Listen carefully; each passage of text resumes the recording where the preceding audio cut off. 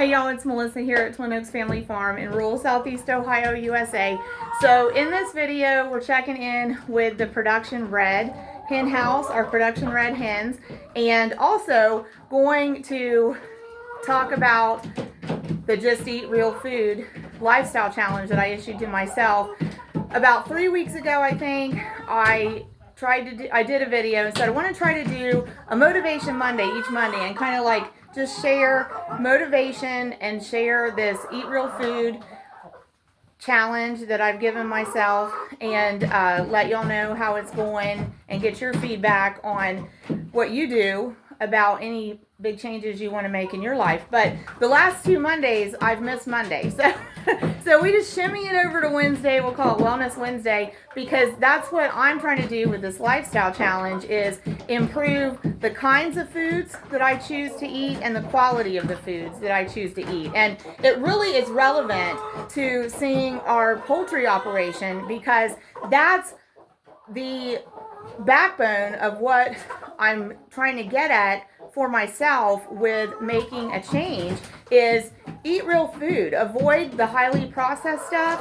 Eat the real stuff. The stuff that comes from the animals as far as proteins, including eggs, including meat, and the stuff that comes from the soil. So not from the factory, from the soil, and not from labs and bioreactors, from barn yards and the woods and hunting and production agriculture. Okay, that's what I want to get back to. So we'll talk about that as we get to the end of this video, and want to show you these hens first. So I've got one over here. I'm going to go ahead and grab. Hi, sweetheart. Hi, sweet girl. Now she may peck at me. I'm not sure with this chicken. I'm going to go ahead and grab the egg that was in there. Okay, so we do put nesting material into their boxes, but these have just a shallow lip on the front and they kick it out. So we will be putting more pine shavings into these boxes, but that's what she's kind of like, you know, trying to nest, trying to make her a spot to lay her eggs. So we'll actually keep the camera on her. Sometimes we actually see them in the process of laying the egg and see the freshly laid egg. So this is this group's favorite nest box. And honestly, there's 6 nest boxes, but I would say this is the favorite because it's furthest away from the lighting and it's the darkest. This hen house also always has a clutch of eggs down there. Again, you know, it's probably one of the darkest shadowed spots in the barn for them in their hen house. So she's working at that. Gonna look at a couple other things. Actually picked up those 2 eggs already to get them, you know, safe from the hens, maybe scratching at them and cracking them. But behind the roost bars in that corner, they also like to lay an egg. We typically get some by the doorway, like kind of in that little corner at the right-hand side of the door frame, and then they'll put them there too. So we also have had some adjustments in this pen with some of the paraphernalia. So she's still... So they will appreciate when we get some bedding material in there, and we will. And so I want to see where she's going. She may just be getting up on the roost bar. If she wants in that one nest, I want to take the eggs out of there, but at any rate. But anyway, so we did have a few changes in here with the feeders. So we raise meat birds, and we don't have any meat birds right now. Some meat birds left for the processor a little over 24 hours ago when we're recording this, and we have about a 2-week break from meat birds. So these waters and feeders are actually meat bird paraphernalia. We had 2 tray feeders in here, kind of like those feeders. They're propped upside down in the rafters. So we decided we need a little more floor space, at least temporarily in here. So we put those trays up there. Brought these 2 feeders over. We probably will block them up with something underneath them. We already had this water in here, so 5-gallon capacity. And we put another one in here that's a 5-gallon capacity. Now here's another. She's going to go ahead and lay an egg, I think. So, again, not trying to disturb her, but I know, girlfriend. but I'm going to move those 2 eggs over. But so we actually have 2 hens, you know, actively in the process of trying to lay an egg, wanting to lay an egg. So they do use the nest boxes, and I do want to get more material in there. But we added a second water, and you can see that one's blocked up. We talked about this even with our meat birds. With any of your chickens, with their feed and water dispensers, it's ideal if we can block those up to where the height of the tray or the height of where they're getting the resource from is actually at about the height of their back. It just makes it a lot easier for them to get that, but it also makes it a lot easier for us to reduce waste of like the feed especially, and it makes it easier for us to keep the trays clean. Less dust is accumulating in those trays if they're lifted a bit. So we will block those up. I'm actually going to change this out from the scrap wood to some concrete block. So they've been given feed, water's full. And the other thing we're going to do in here is add a couple of flock blocks. So those are basically like feed blocks that are just a supplement for them, and really it's more of a behavior outlet. It's a good way for them to exercise the pecking behavior and not be bullying each other or hurting each other. They can exercise the pecking behavior at that flock block. So when we get those in here, we can show them to you. But going to put 2 of those in here, and we'll soon be putting down some fresh bedding on the floor at the same time we put it in the nest boxes. So this is a nice looking pen of hens though. This is 32. The lighting's not good from this side. You get a better sense of how beautiful their feathering is. I'll try to switch sides here. So, but beautiful, beautiful hens. They're called production reds. There's a bully in every bunch. There's a boss in every bunch. Some bosses aren't bullies, but some bosses are. So, you know, hens and groups of chickens, they have pecking orders. So you'll see behaviors like that where one is sort of like asserting itself over another one, over other ones in the flock. And so that's a very natural phenomenon. So it's nothing to get alarmed about, okay? So these 2 hens are still settled in there. And we do have one settled in down there. And you see you have like 2 in line. And then there's like another one going in there. So they want in that area too to lay their eggs. But there's 32 of these gals, 7 months old.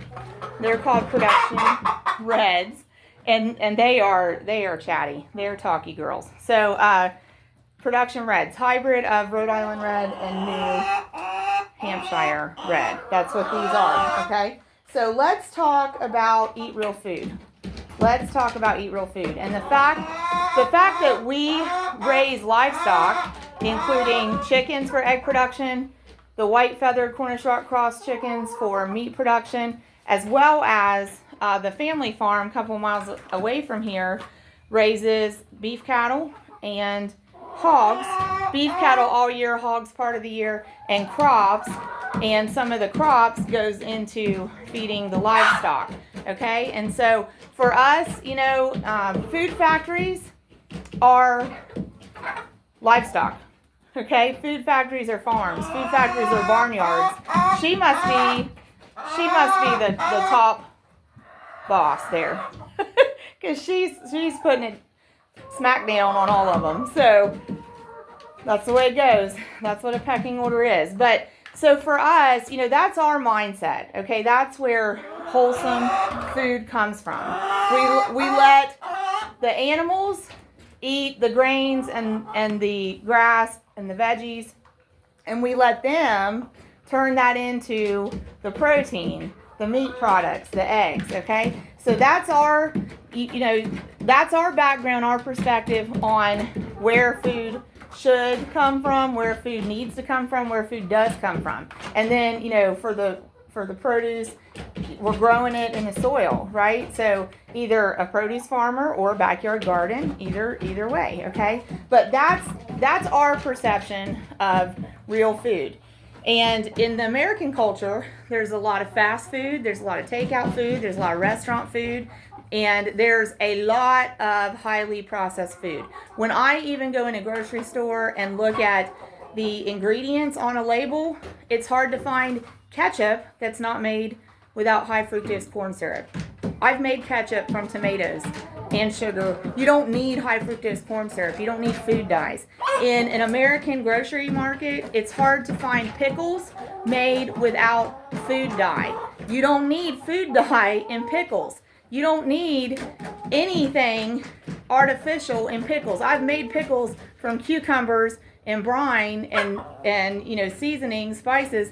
You don't need food dye in pickles, but I go in the store, I can find one kind of pickles that doesn't have food dye in it. I get pickles made for a produce farm that's not too far from the house because they're some of the only pickles I can find that don't have food dye in them. Okay, those are simple things, simple examples: ketchup and pickles. And in a market, in a store, it's hard to find it without food dyes, without high fructose corn syrup. And those are two examples of some of the things we want to get out of our diet.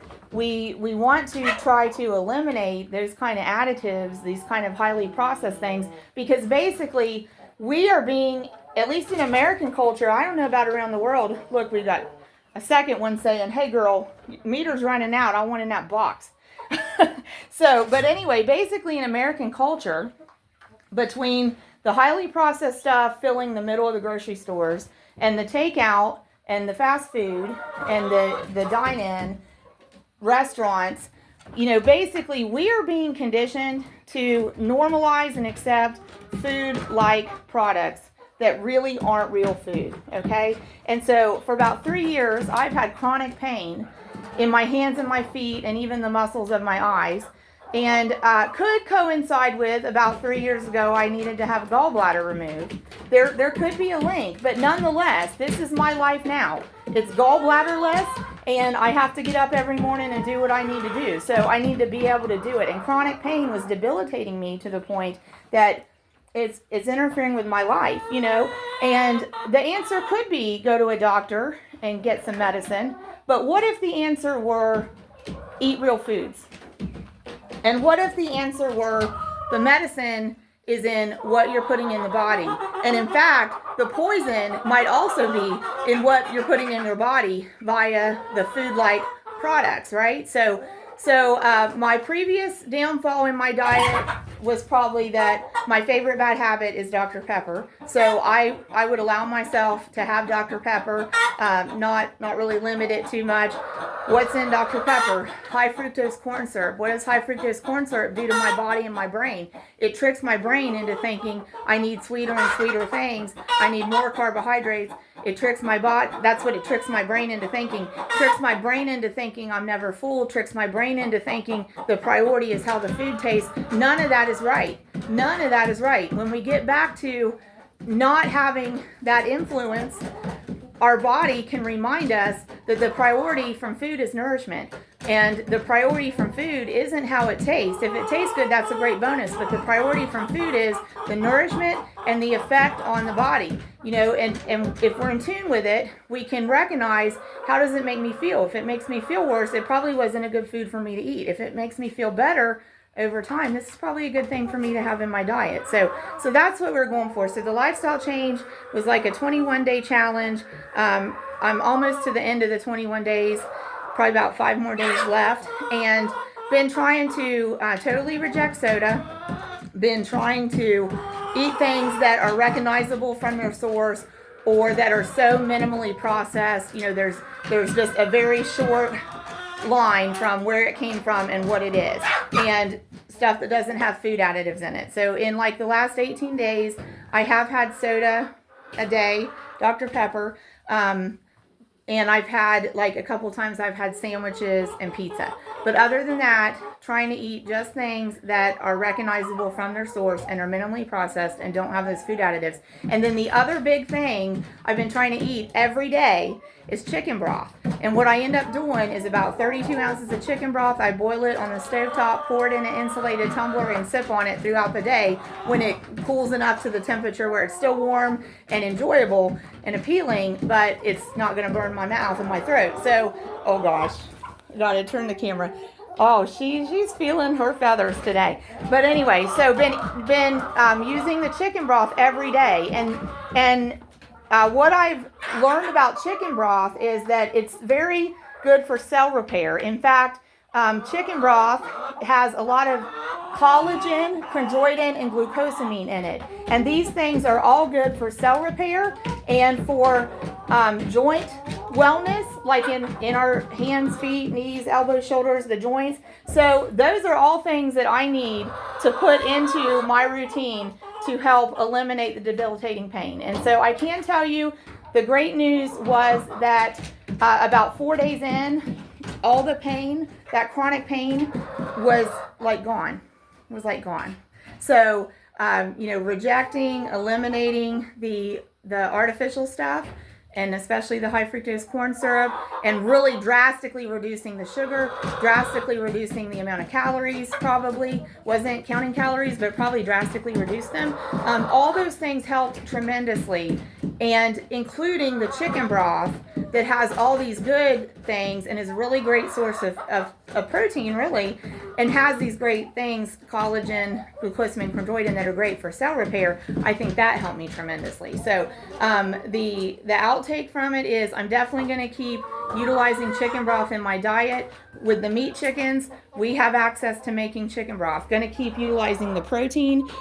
These chickens, they lay eggs. Yes, we sell our eggs on demand. Most of the eggs are for the commercial part of it, but if we have eggs that are cracked or have a pinhole in them, as long as the inner membrane isn't broken, we put it into a household supply and we use those, and they are perfectly fine for us. Good enough for who it's for, right? So going to keep doing that, going to keep trying to walk, and I think inadvertently, like I said, I probably, by cutting out the soda, reduced calories drastically. So I do think I probably have trimmed a few pounds off.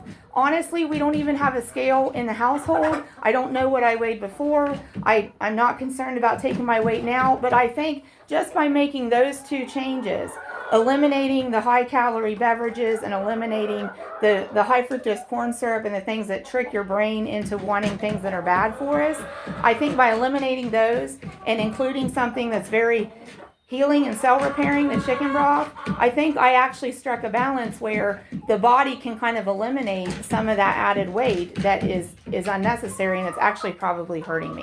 So those are all outtakes from that whole experience. But the poultry operation is kind of relevant to this whole thing because that was kind of my inspiration for thinking, I can take this on, I can do this, I can eat real foods, I don't have to rely on highly processed foods. She's got herself worked up into a tizzy, doesn't she? But she's still working on producing her egg for today. But these are beautiful girls. We appreciate y'all joining us. That's Wellness Wednesday. These are the production reds, and I'm Melissa at Twin Oaks Family Farm in rural Southeast Ohio, USA, signing off. And we do hope that you have an excellent day. We hope that all your chicken dinners are winners.